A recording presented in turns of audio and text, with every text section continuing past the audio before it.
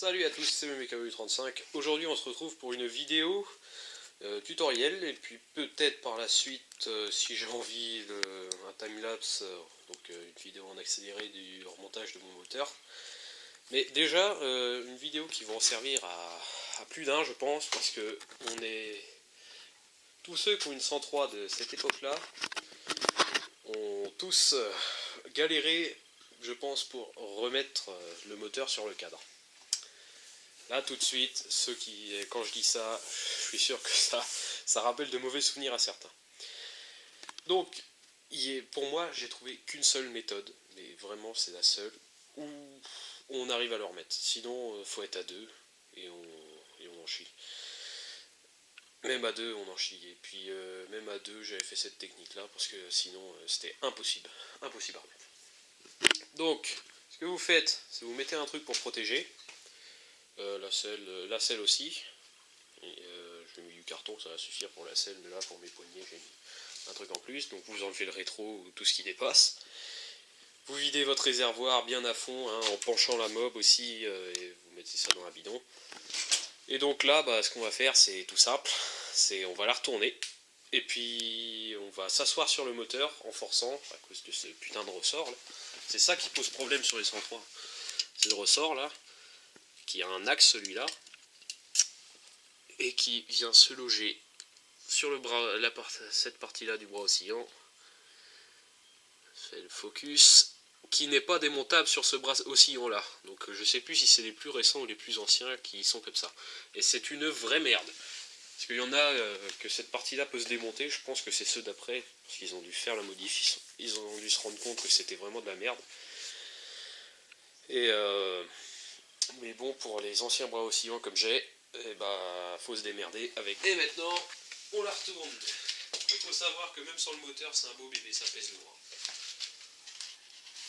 Putain de merde.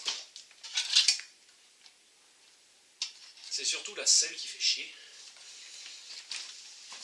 La selle, la fourche qui fait chier. Ne vous inquiétez pas, c'est du solide.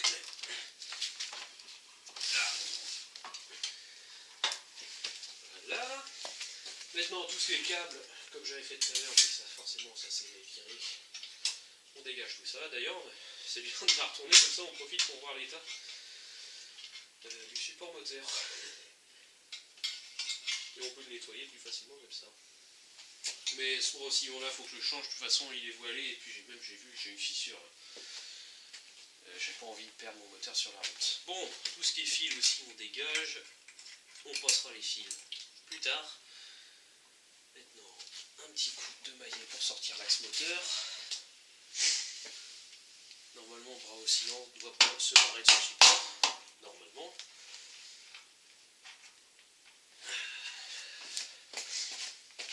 Là, alors. Vis.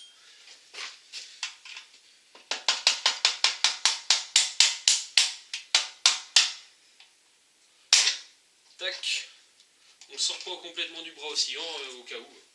C'est vraiment au cas où. Ensuite, on prend la rondelle grower, l'écrou frein. N'oubliez surtout pas pour l'axe qui passe dans le ressort de mettre un écrou frein et une rondelle de blocage aussi. Moi j'ai mis une rondelle grower, mais au moins un écrou frein. La béquille, tu dégages. Hop.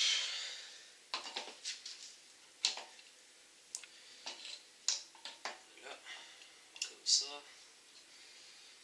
On commence d'abord à mettre le ressort.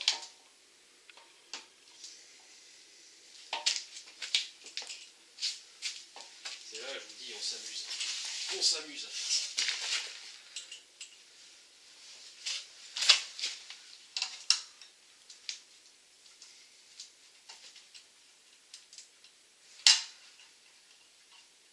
Voilà.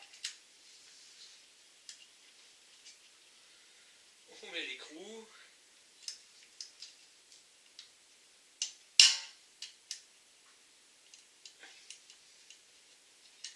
Tac. On le vise bien à fond sur tous ces filets parce que sinon ça m'est déjà arrivé une fois, le machin il s'envole. Voilà. Donc, hop. serre. Et puis maintenant on le serre, même on le serre tout court, que ça va être bien plus pratique après.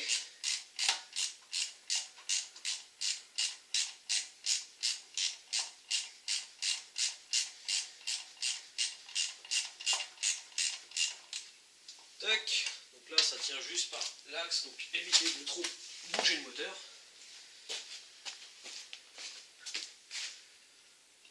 Hop. On n'oublie surtout pas de mettre les petits machins là en nylon. Je sais pas comment ça s'appelle, les entretoises. Bon, j'appelle ça des entretoises. Hop. On fait glisser ça, ça doit rentrer comme papa dans maman.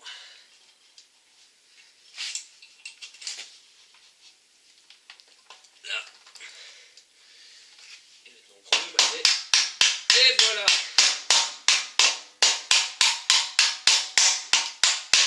Et voilà. Voilà le moteur en place. Déjà, c'est la chose la plus chiante de fait.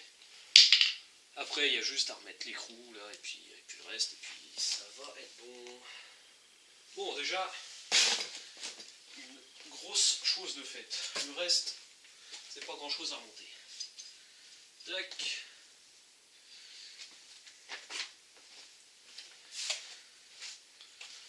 On va mettre le passe-fil. Le passe-fil de bougie. Et l'écrou.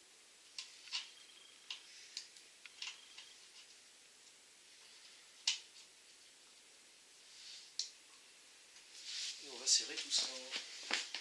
Pour serrer ça. C'est du 16 ou du 17, je sais plus.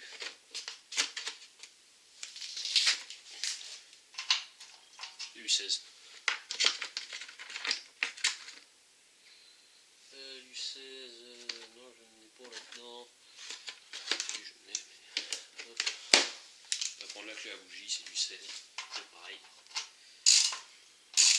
Non, c'est de l'autre côté que c'est du 17, je crois. Ah. Ça avait mal pris sur le filet. C'est vrai que le filetage, il est pas terrible sur cette vis-là. Mais j'ai que ça comme axe. Voilà. Là, je préfère.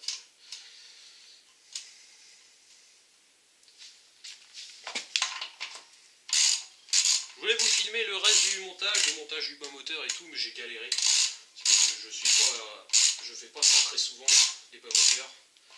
Donc, je vous avouerai que j'ai galéré un petit peu. Et là, on serre bien comme il faut. Ça doit tourner de l'autre côté. Ouais. Et de l'autre côté, par contre, c'est du 17. Du 17, du 17. Bonne d'avoir ça là. Hop.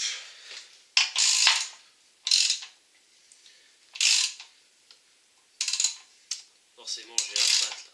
Il me fait chier. Ça me vire toute ma belle peinture. Qu'est-ce que c'est emmerdant cette putain de pâte de merde. Je vous jure. Vous voyez ?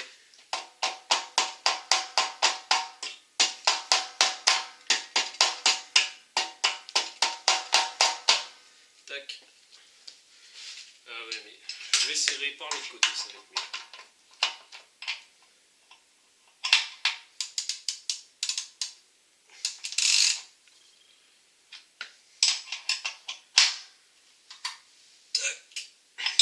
Bien serrer ça quand même. Bon, normalement vous risquez pas de le perdre, mais on sait jamais.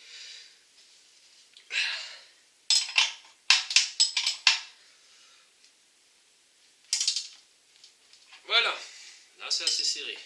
Et votre moteur, normalement, il doit normalement basculer. Et c'est le cas. Voilà. Il bascule comme il faut. Bon, bah maintenant je pense qu'on va passer en timelapse. On va remonter tout le reste. Donc je vous dis à la prochaine. Salut!